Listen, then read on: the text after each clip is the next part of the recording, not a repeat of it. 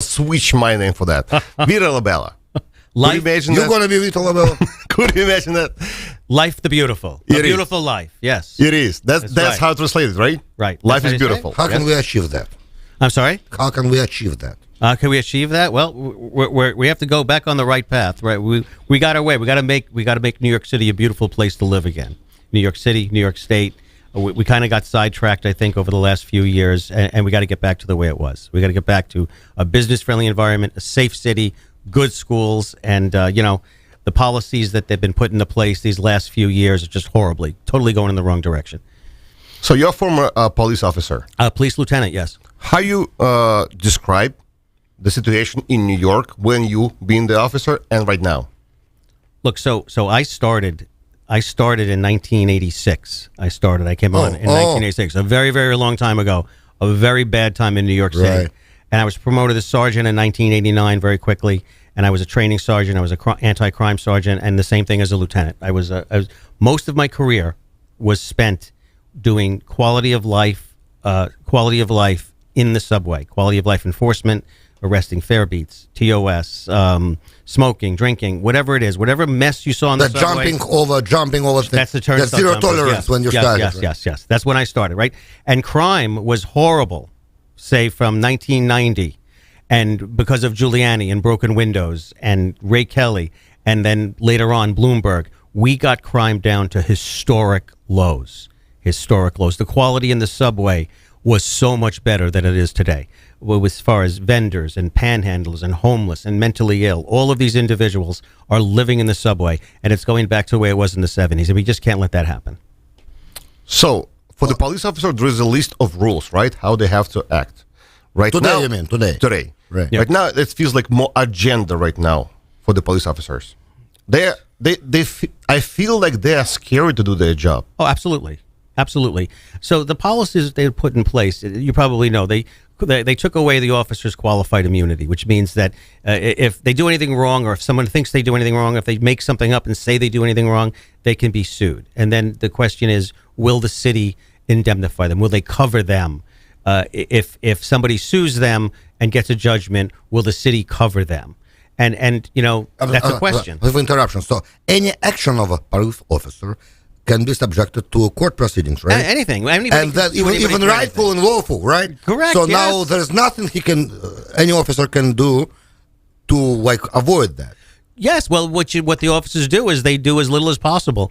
In medicine, you've heard doctors say they practice defensive medicine. Yeah. So that means that they do every single test because they don't want to be sued. But they have insurance. Do you have insurance? Do I personally have insurance? No, police officers. Do they have? So they should, in my mind, they should buy their own insurance to try to cover them.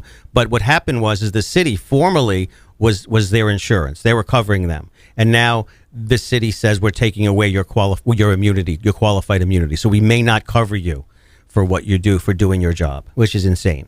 And that's just one of the things.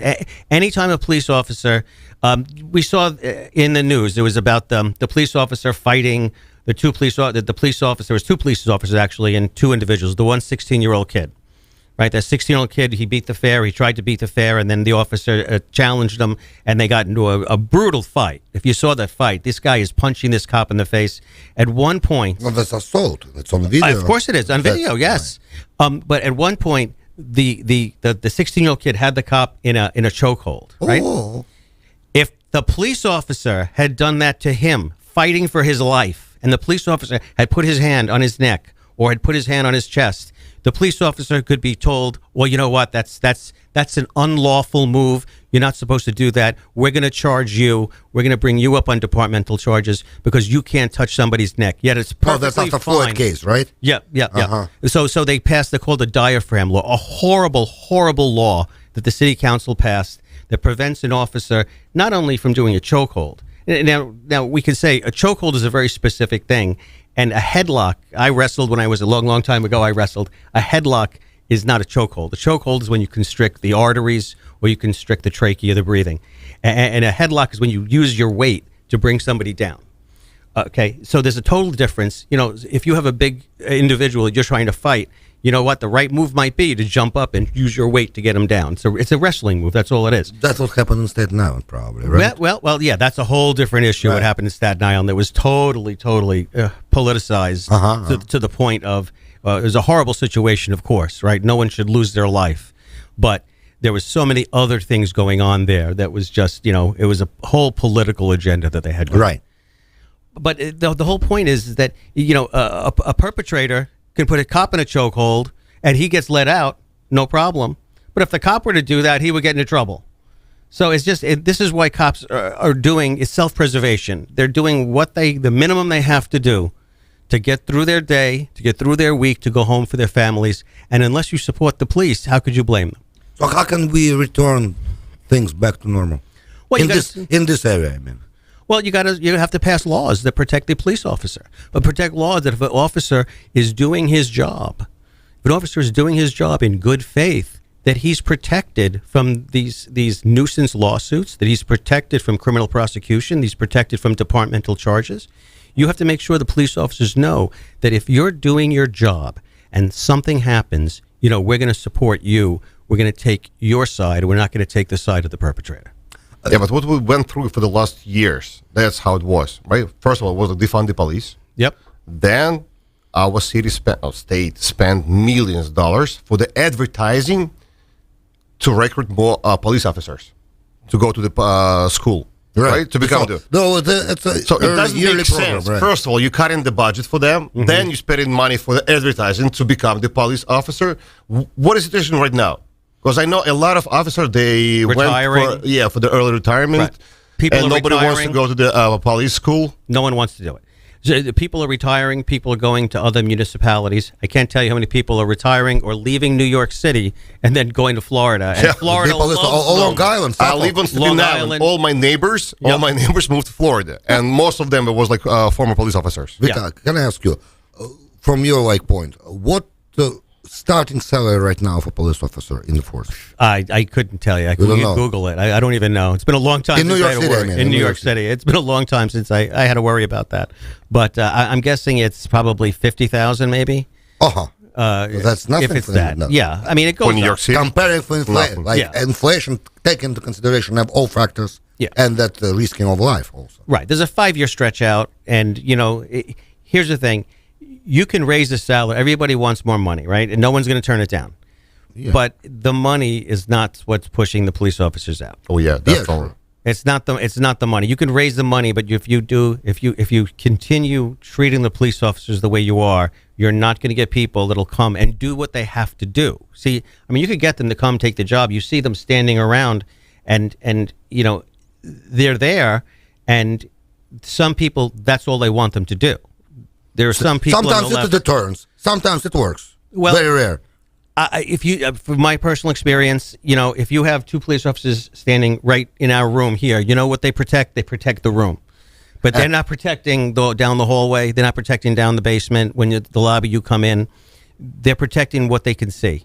And I've been many times when I'm standing in one place, someone looks at me and they come in, and I look at them and they wave and swab. They go downstairs and they rob somebody, right? And they're the same guy that said hello to me 5 minutes ago. Well, I have a number. So 42,500. So that's the starting salary. I guess 50,000. No way. 2,500. Nothing didn't change for 10 years, 15 and years. after 5.5 years, you're going to have 85. 85.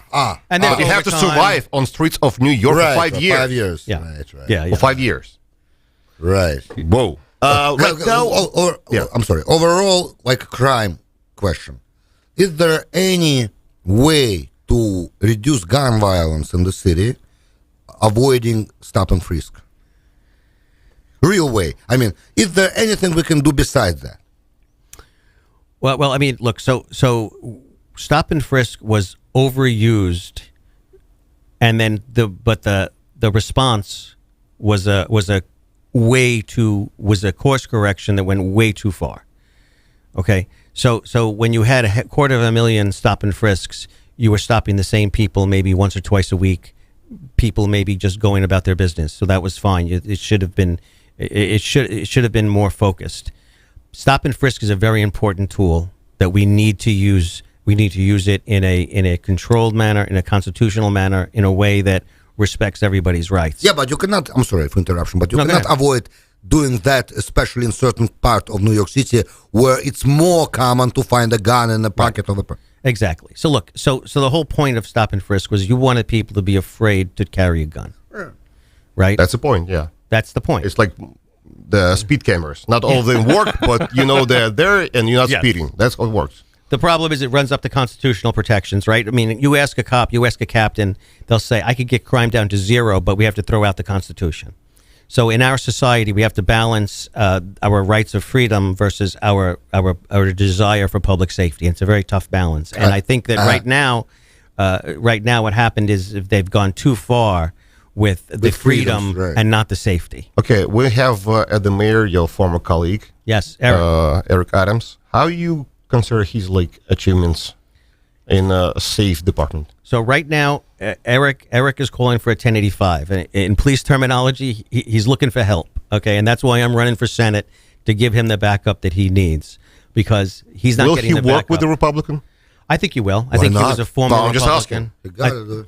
Yeah, sure. He's a former So Republican. he's looking I for the believe. support, right? He needs support. City Council is not giving him what he wants. Even the Democrat Senate and Assembly upstate is not giving him what he wants. Hochul, this whole thing with the class size bill, we're segueing to my other expertise, which is the education. I'm a twice elected parent representative on the Community Education Council. I was working for 5 years in the school system. So I retired from policing to go and work in the schools. And let me tell you, you go from one organization to this Department of Education, which is the biggest dysfunctional organization in And this you're city. not sure which one is more safe. Oh, yeah. Well, I met your beautiful family. It's a big, beautiful family. And education. What we should do in New York. I'm still getting those messages from my friends who's moving, and they moved a lot, to Florida. They're blaming the education Of course they in Florida. In New York, it's still better than over there. How are we going to work with the situation with You the say kid- public school in New York are better than in Florida? Yes, for now, at least that's what they're saying. I'm not sure. So the public school education in New York City is better than in Florida? I guess that's what they're saying. So then why are they leaving? They're leaving for other reasons. Yeah, money. I mean, you have to get from home to school, right? Yeah. Crime, That's the way they're escaping. Well, I mean, look, New York City had a great program. But we're losing enrollment in the New York City school system. People are fleeing to charter schools. They're fleeing to private schools. They're fleeing to parochial schools. Why are they doing that? They're putting programs in place, and they're getting rid of programs that people want, and they're basically pushing people out of the public schools.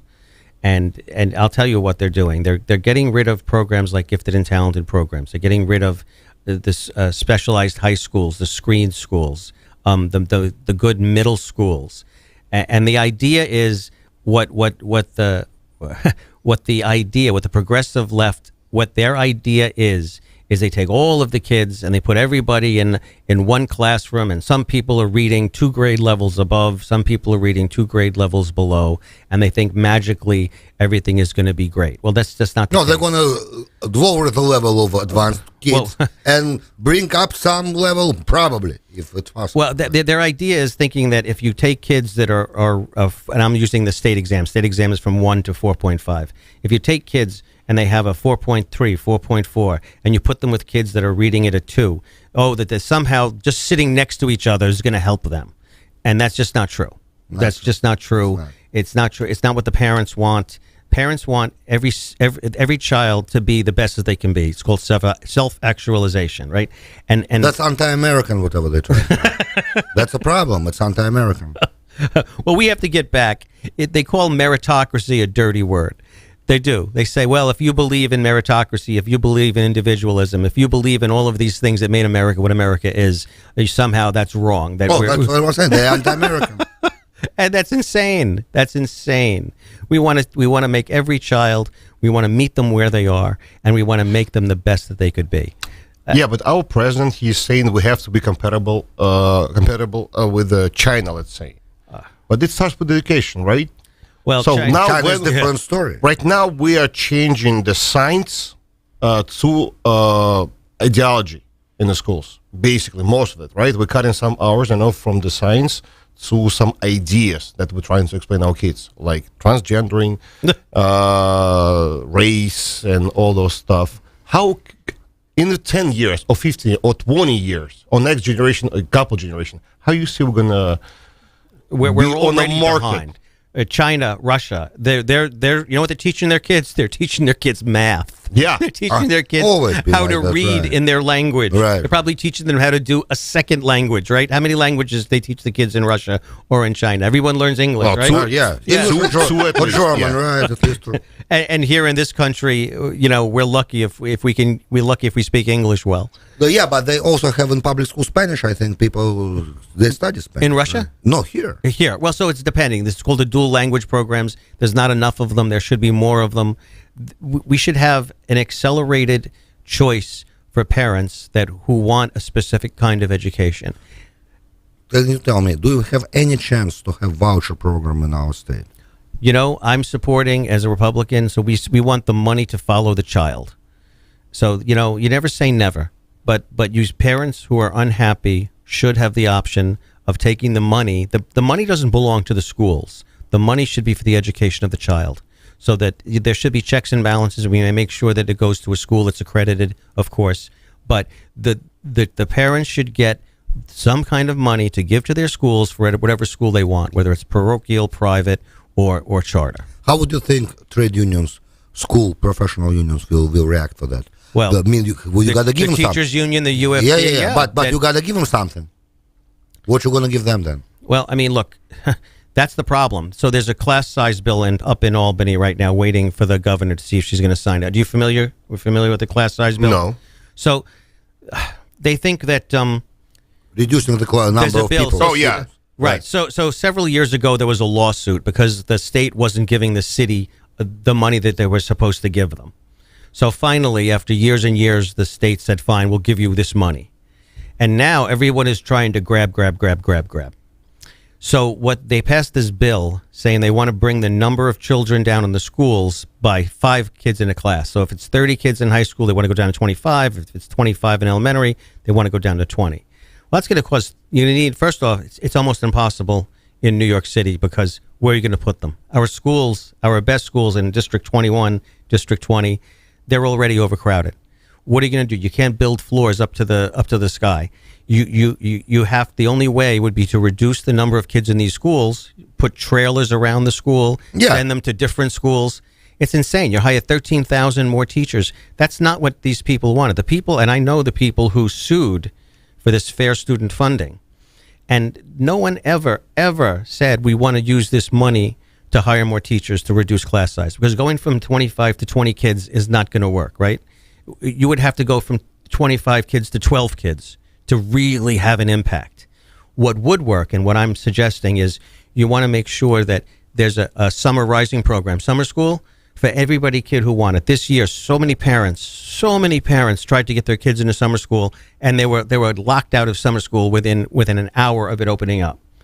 Any parent who wants to send their kids to summer school should be able to do so, and it should be for accelerated learning. It should be for enrichment. It should be for remediation if a kid needs help with a certain It's also thing. alleviate parents' necessity to send to a camp, private camp, and Correct, pay yes. money. So it's and they feed them. That's nice. Yeah, so the school would be in check. Listen, parents who are privileged, parents who are well off, they take their kids and they go here, they go there. Yeah, they private do this, camp, right? No problem. Not a problem. So what really would help the most underprivileged children, the kids who are underserved, who are doing the worst in school, this would help them the most, to have some structure throughout the entire school year. Same thing with after-school programs. My kids after school, they go to what? Piano, voice, they take dance, they do this, they do this. They do a ton of stuff.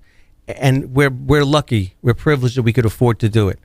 But so you recreate that in the public school system, and you have what's called a seamless school day from 8:30 in the morning to 5:30 in the evening, so that these kids have a place to go and they get their homework done. They get some extra and they're work. in 4 walls, not outside. Right, Yes, also. correct. Amazing. Right, and then finally, we need to acknowledge that parents who are doing well, they want a certain environment for their children. So any child who takes a state exam and gets so you start taking state exams in third grade. Third grade, you start taking state exams. And if you have a child that scores a 4 or better, which means he's way above grade level, you should have a standalone program for that child in 4th grade, 5th grade.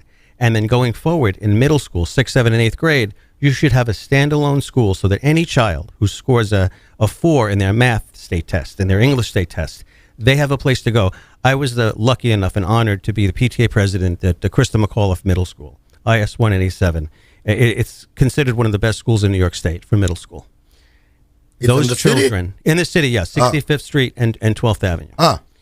Great school, great experience for my kids, great experience for me working with great people. We need more schools just like that because there are probably 1,200 kids in my district, District 20, that scored 4 or better in their state exams and in their math exams, their English and math exams. So we should have a place for every single one of them. It's bearish. Yeah, but that's on the Bay border of Ridge, Borough Dyke, Park and- Bensonhurst, Borough Park, that whole area right there. Yes. So ethnically, it's Jewish, Italian, and Well- some Chinese. So the school, the district is the district. It's a very, very diverse district. The school is majority Chinese, a lot of Russian kids, a lot of European kids. Unfortunately, not as many Black and Hispanic kids as there should be. But if you open it up so that you have a school for every kid that gets a 4 or better, you'll find that you're going to capture more children of all diversity. Right. Sure. Well, and the last question for today. I see that's your list. That's your I hope brochure. we see you next time also. So. Oh, I'd love to come back. You guys are great. No, it says like New York's future. Yes. New York's future. How you see that? Let's say, like 5 years. So Well, it all depends on November. 5 years. Yeah, it in a depends year in from November, now. 5 years. Well, no. Oh, I'm sorry. I didn't know you are so old. No, Okay. it's not about that. It's about change. I mean, listen. Gentlemen, listen. It took 8 years to bring the city down Yeah. from where it was. Agree. It's not going to go back overnight. You have to slowly go. So what does the future look like? The future looks like the past, only better. Lower business regulation. We're going to bring different types of businesses into the city. Lower taxes, right? Lower taxes for businesses, especially. We want to have an environment where we have development. We need to have a comprehensive development plan where you have these crazy Democrat bills that want to destroy single-family zoning throughout New York State. They want to say, well, if you have a single-family zone, that's not right. You need to put up a multi-family home there to pack as many people as possible. But those who saying that they live in a single family house. Of course, that's ridiculous. Listen, people, we need an entire choice. Choice is good, right? So we have to have some neighborhoods that are single family zones. So the people, instead of going to Long Island or Westchester or Jersey, they have these parts of New York City which they could aspire to if that's the kind of thing that they want. And then if you don't, we also have to have maybe along the avenues, we have to designate maybe avenues. Like Coney Island Avenue is perfect. You have the commercial. We could go up, say, 5-6 stories along Coney That's Island a zoning Avenue. probably right now. Zone it like that. So you have retail on the bottom with restaurants. You have schools and pre-K centers built An in. apartment building. Apartment building, but it's got to be a kind of like it's got to have everything entwined, right? So you have, but it's comprehensive development means you say you have these things where you go up, not necessarily an apartment building, and if it is an apartment building, it's not all of one thing. You can't have 100% low income. That's a disaster. You have to have a mix within these buildings of market rate. Maybe a 25% discount, a 50% discount, and then a 75% discount, okay? When you have all low income, that's just a disaster. Then it's not Coney Island Avenue. Then it's not Coney Island Avenue. You At need least a in the mix. south part of it, right? Well, you need a mix, and that's the thing. And this way, and it can't be forever. So someone gets a rent-controlled apartment, and then they may be doing well. They get it. First of all, there's no income to rent control. It's a matter of luck right now. Right. And you get it, and then you give it to your daughter or your granddaughter. You die, and now the kid got it, and that's not fair to the homeowner, to the landlord. It's crazy. There's no income verification. So someone who's get a rent control apartment, a great deal, he may have a house in the Hamptons. Oh yeah, definitely. that's for sure. That's nice. for sure. That's for sure. Yeah, it's happened. Well, I'm going to call you insider. I'm going to call you insider because you've been a police officer. You know how to deal with that. You work with the education. Yep, trying. You've been there, and you're a family man, so you know how to work with that as well. Vito, LaBella, life is beautiful, right? Yes, it is. We're going to make it even better. He's running for a New York State Senate in District 17. So you're going to see his name on November 8th. So vote for him. And we're going to change the Great life here. success. Yeah, Well, and thank God you, willing. luck. thank you guys Good very luck. much. This was a pleasure. Thank you so much. Thank Thank you. Come again. Thank you.